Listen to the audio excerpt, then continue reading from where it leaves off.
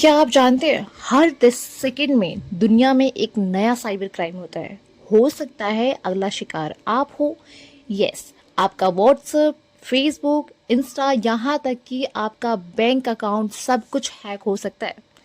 Yes everyone, आज के इस डिजिटल जो वर्ल्ड है हमारा, साइबर क्राइम सबसे बड़ा खतरा बन चुका है। चोर अब ताले नहीं तोड़ते बल्कि पासवर्ड तोड़ते हैं।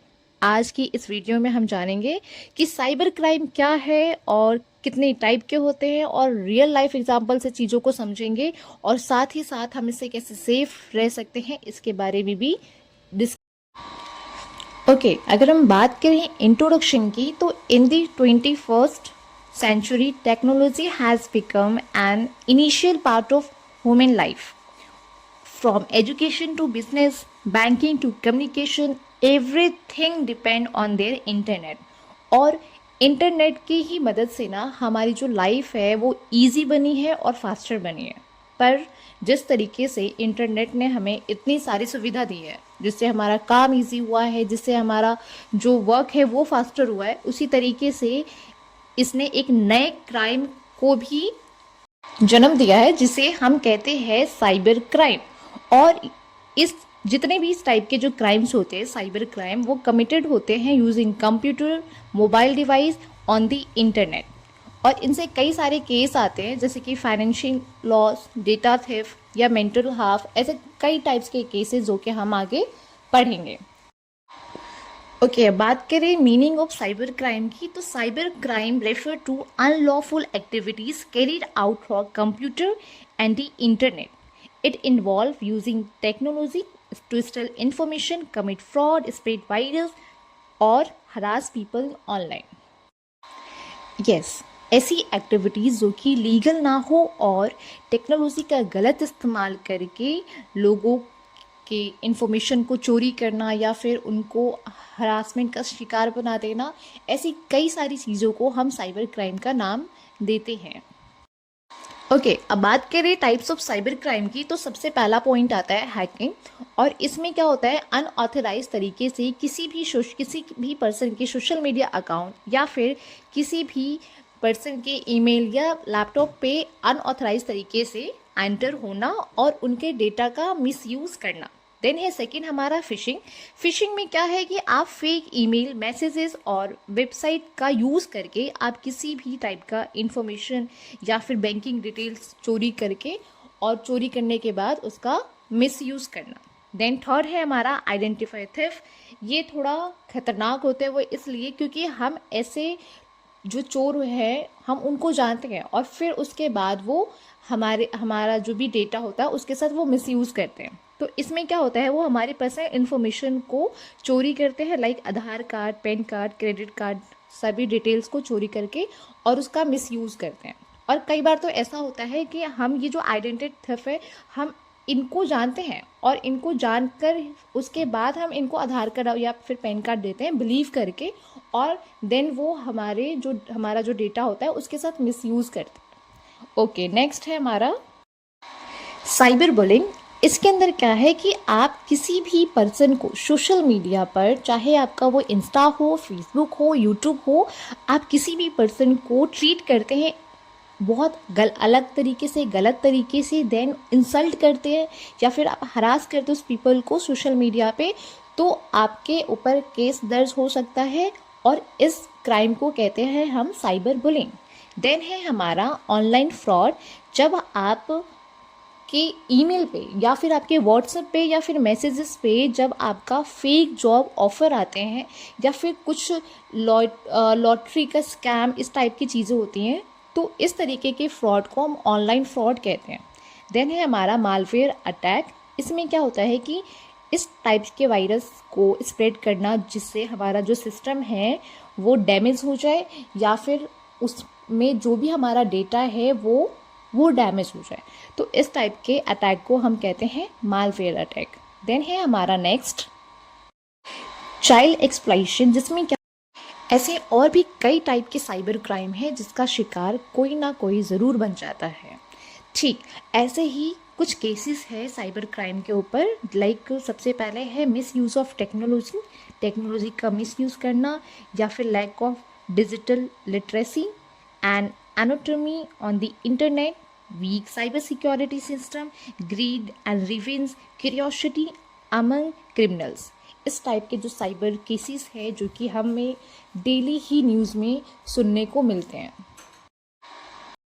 और इससे कई सारे सेक्टर जो कि जिसके ऊपर इम्पेक्ट पड़ता है, जैसे कि हमारा फाइनेंशियल लॉस, ऑनलाइन बैंकिंग हो या फिर आपका शॉपिंग फ्रॉड हो। इस सभी मामलों के कारण इन सभी केसेस में जो फाइनेंशियल लॉस है बहुत ज़्यादा बढ़ता है, और इस सेक्टर में भी हम देख सकते हैं साइबर क्राइम को। देन है मेंटल स्ट्रेस। अब क्या है, साइबर बुलिंग के थ्रू कई ऐसी चीज़ें, ऐसे साइबर क्राइम उभर कर आते हैं जो कि मेंटल स्ट्रेस को, और जो पीपल इनसे जो परेशान रहते हैं वो बहुत ज़्यादा हरास हो जाते हैं इन सभी चीज़ों से। देन है प्राइवेसी ऐसे डैमेज, जिसके अंदर क्या होता है, चाहे पर्सनल फ़ोटोज़ हो या फिर पर्सनल डेटा हो, वीडियो हो, वो सारे लीक होने के कारण जो प्राइवेसी है वो पूरे तरीके से डैमेज हो जाती है। देन है national security threat, cyber attack on government data और डिफेंस सिस्टम। इससे केवल आम जनता ही जो कि परेशान नहीं है, गवर्नमेंट भी परेशान है साइबर क्राइम से, जिसमें जो साइबर अटैक के कारण जो गवर्नमेंट डेटा है वो स्टिल हो जाता है, और उसके जगह जो कई चीज़ों की फिरौती मांगी जाती है जो कि हमारे नेशनल तौर पे बहुत ज़्यादा परेशान करने वाली बात है। And last, social impact. और अगर हम बात करें कि किस तरीके से हम साइबर क्राइम से खुद को बचा सकते हैं, किस तरीके से प्रिवेंट कर सकते हैं खुद को साइबर क्राइम के थ्रू, तो सबसे पहले आपको एक स्ट्रॉन्ग पासवर्ड बनाना चाहिए और यूनिक पासवर्ड बनाना चाहिए। और किस तरीके से आपको पासवर्ड बनाना है ये स्ट्रॉन्ग, ये लास्ट वीडियो में मैंने आपको बता रखा है। सेकेंड है आपका avoid clicking on unknown link. Of course आपको ऐसे लिंक पे क्लिक ही क्यों करना जिसके बारे में आप जानते ही नहीं हो, क्योंकि एक क्लिक आपको पूरी तरीके से आपका डेटा को चोरी करा सकता है या फिर बहुत बड़ा खतरा ला सकता है। देन है आपका second, share minimum personal detail on social media. Of course ऐसी डिटेल्स को शेयर मत करो जिससे आपका लॉस हो आगे चलकर। बहुत कम मिनिमम ऐसे डिटेल्स, पर्सनल डिटेल्स को सोशल मीडिया पे डालो जिससे काम भी चल जाए और आपके साथ कुछ बुरा भी ना हो, ठीक ना, कोई खतरा हो आगे फ्यूचर में। देन है आपका install antivirus and firewall protection.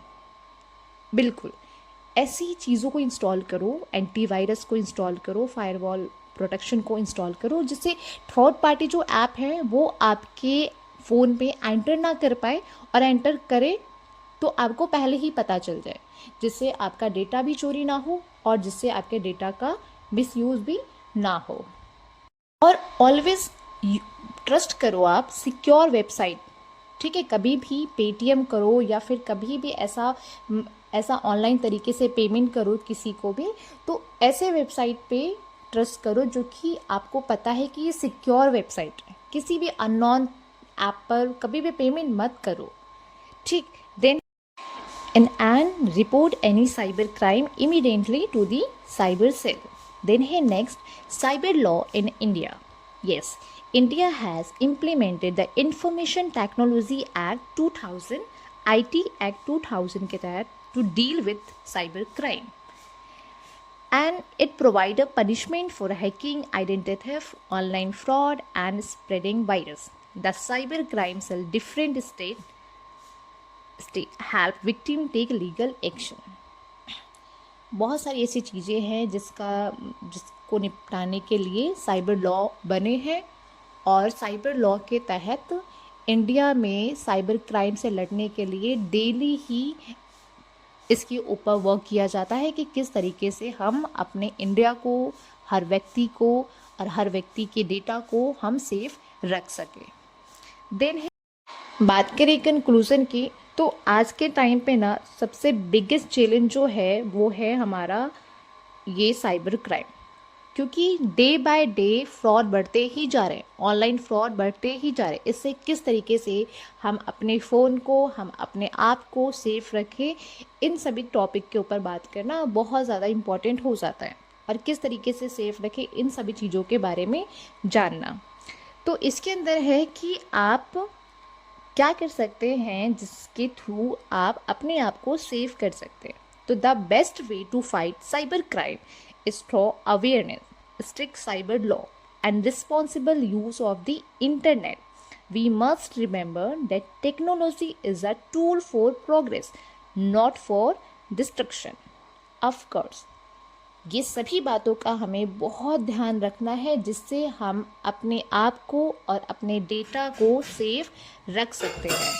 तो मिलते हैं अब नेक्स्ट वीडियो में ऐसी ही नॉलेजेबल वीडियोस के साथ जिससे हम अपने और अपने डेटा को सेफ रख सकते हैं।